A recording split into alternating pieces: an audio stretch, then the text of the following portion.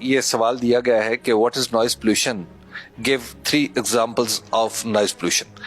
اب یہ ایک سوال ہے جو جس کا میں جواب لکھوں گا اور پھر وہ اے آئی کے سسٹم میں جائے گا اور پھر وہ اس کے نمبر لگائے گا. میں بھی گویا امتحان دے رہا ہوں. آئی ول ٹرائی ٹو گیٹ 100%.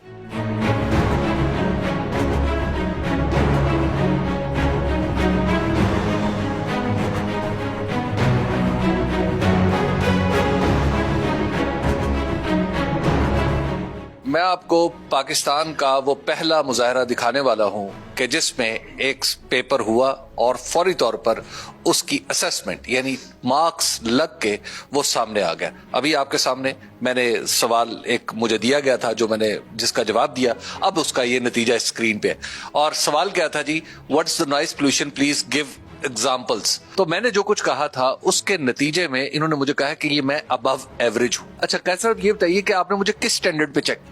دیکھیں، ایک تو آپ کا جو ہمارا سوال تھا کہ ہم نے آپ سے ایک ڈیفینیشن مانگی تھی آف دا نوائز پولوشن، تو آپ نے اس کا ایک ڈیفینیشن اپنے طور پر دے دیا. تو ایک تو ہم نے وہ ایویلویٹ کیا کہ کیا آپ نے کریکٹ 8ویں جماعت میں چیک کیا، 10ویں جماعت میں ہم نے آپ کو 9th گریڈ میں چیک.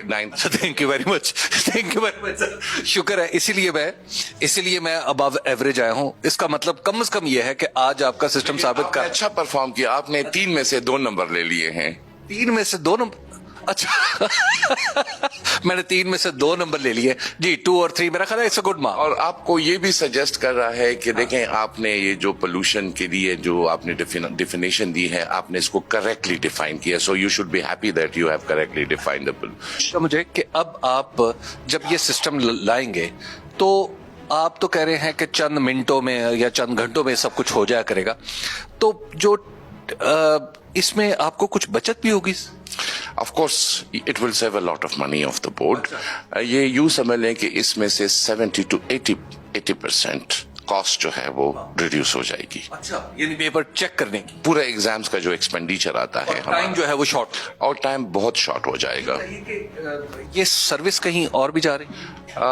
یہ جو کچھ آپ کر رہے ہیں اسلام آباد میں بورڈ میں، یہ کہیں اور بھی یہ ایٹ دا مومنٹ نہیں ہو رہا ہے، لیکن ہمارا پلان یہ ہے کہ ہم اگر اس کو چلا سکیں اور 25